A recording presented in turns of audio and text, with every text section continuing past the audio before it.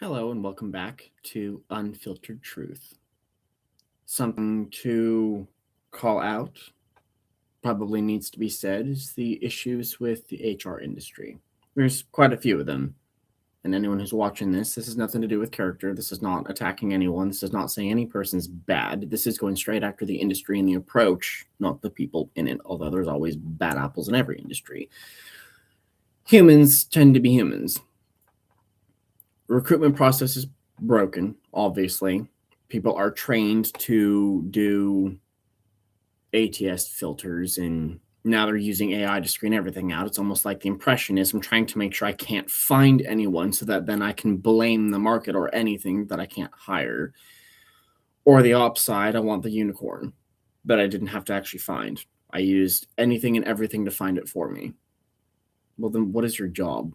Well, 10% of HR, I think, is really just I'm going to throw out minimal effort to find people, and if it's a compliant body that knows how to be quiet and take the lowest pay, that's a perfect fit.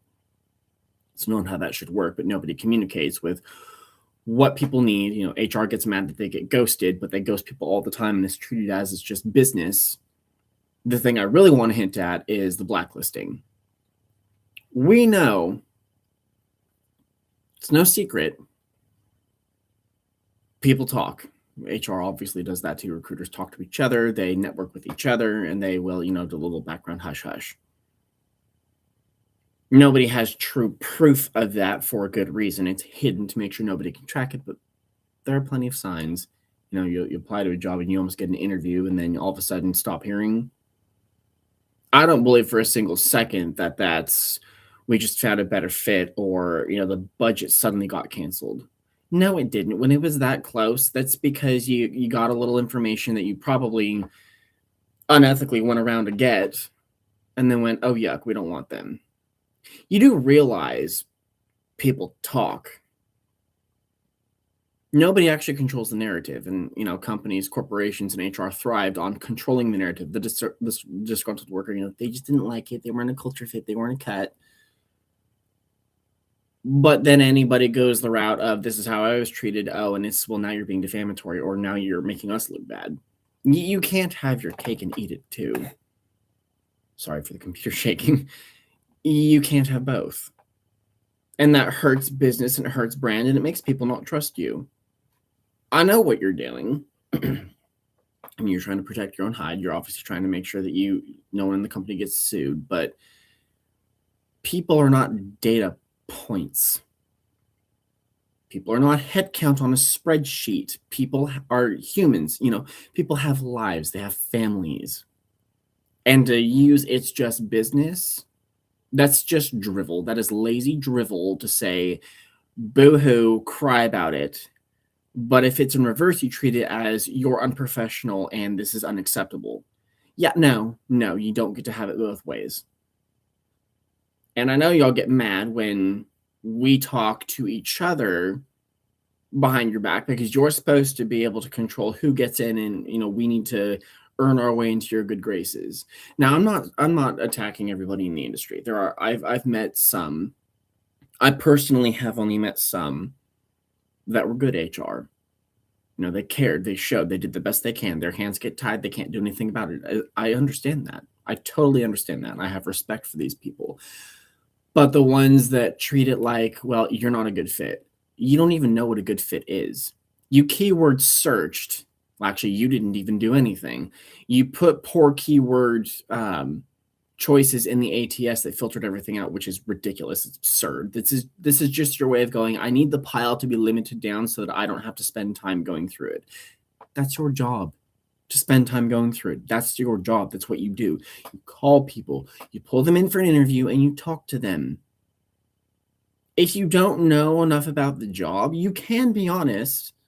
I would much rather the recruiter go, you know what, the specific question you're asking, I actually don't know about that, but I would be happy to get you more information. There's nothing wrong with that. But granted, you should also be more realistic. Entry level with 3 years of experience, or 10 years, or whatever, requiring a degree, really? Most jobs do not need a degree. And what is entry level with multiple years of experience? You really should get over the plug and play unicorn where, you get someone who's already done the job for, since the dawn of time, and you don't have to pay anything. You don't have to spend any money investing. That's another big issue, investing. Why invest when we could just get plug and play? How many plug and plays do you still have? Because the more you burn people, the more people don't want to go near you. You might be back networking with other recruiters and, telling little hush hush information that makes them block people out, but people aren't stupid. They can tell. And they talk. We talk about it. We share our experience with others. It is harming HR's reputation. I don't know how much leverage HR honestly really has, but it's my personal belief that if you're put in a pinch point situation where the choices are just mad or just bad, put your foot down. What if they fire me? Okay. I mean, a reasonable employer looks at someone during an interview and goes, talk to me, tell me. If you're a good manager, a good employer, not one with an ego, not one who's looking for a body that says, yes, sir, thank you, sir, may I have another, please, but a good one, the first words out of your mouth should be, you know what, this is a safe place. Tell me, what was your actual experience with this company? What happened? If it's ugly, let it be ugly. There is some weird trend that's been going on for God knows how long that we don't talk about the ugly things. We don't talk about bad experiences. Everything has to be framed as good and wonderful, or the person might be toxic and they might just turn around and sue on a whim.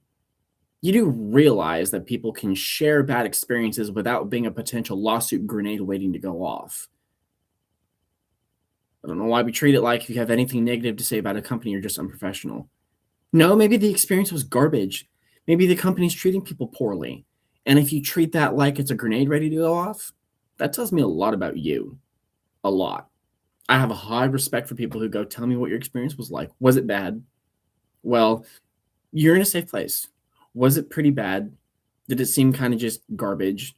Be blunt.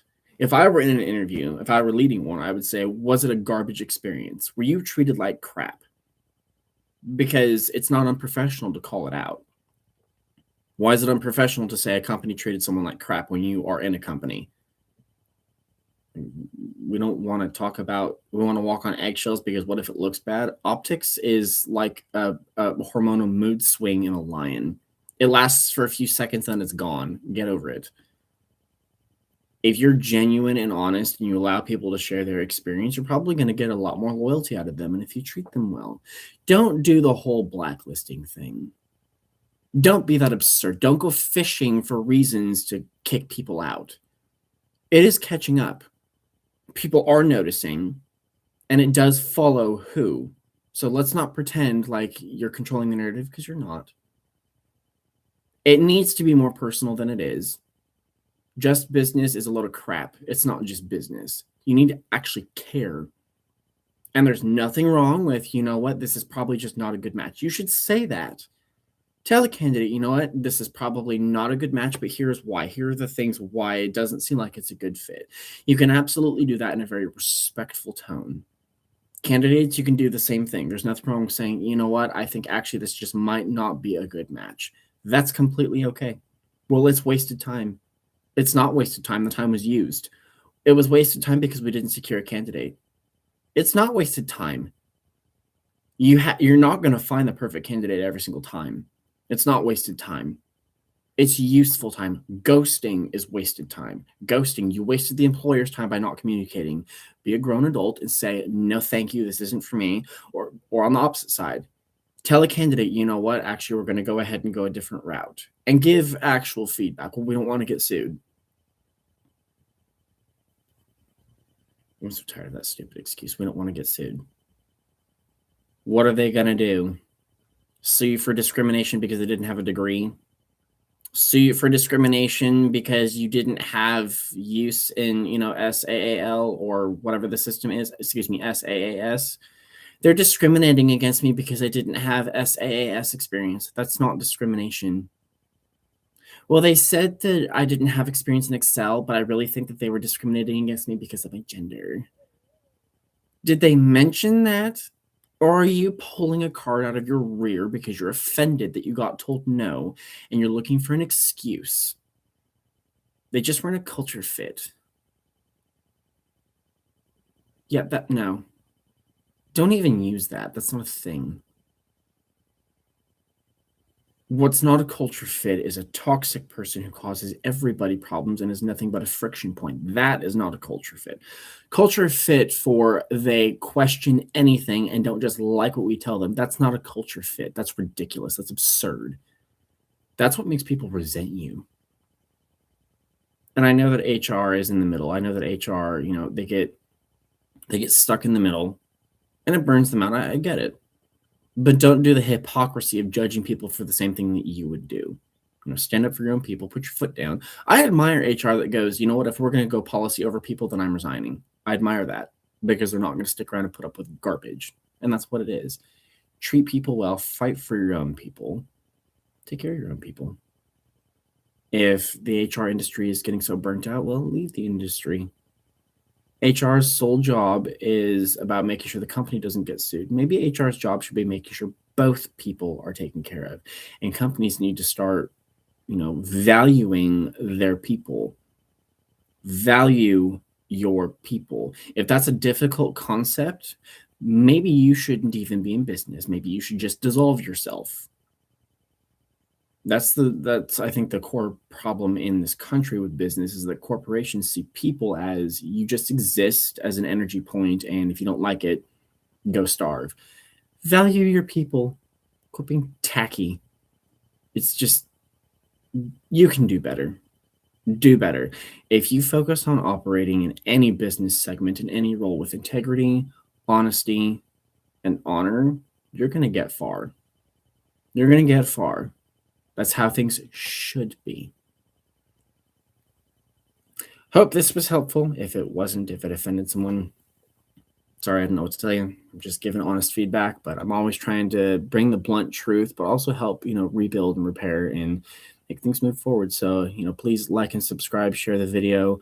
Let me know if you want me to go over other things. I'm always here to help. I love finding root cause analysis in operations and fitness and nutrition, wherever it is. If there's a fire that I can help put out and help rebuild something, that includes relationships too. Companies that have struggles with their clients or even their vendors or the people they're doing business with, I can help you repair those. Just got to find the root cause analysis. Take care, you guys. Have a good week.